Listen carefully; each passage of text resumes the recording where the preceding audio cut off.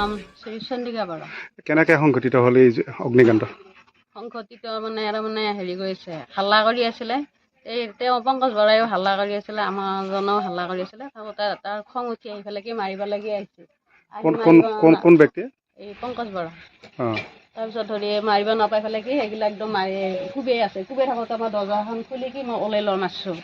ওলাই লোৱা মাৰি একদম পঠাই দি যায় যে এই মাত্ৰকে আহি পাইছোঁ।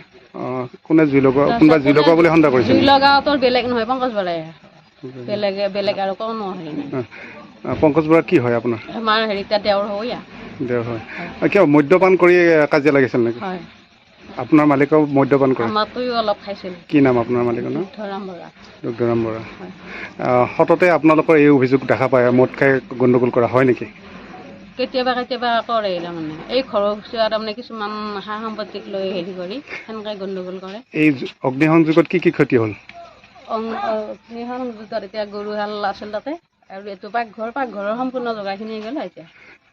মানুহ আছিল নেকি ঘৰৰ ভিতৰত? তাতে নাই মানুহ। আমাৰ দুজনা, আমাৰ ল'ৰা ছোৱালী নাই।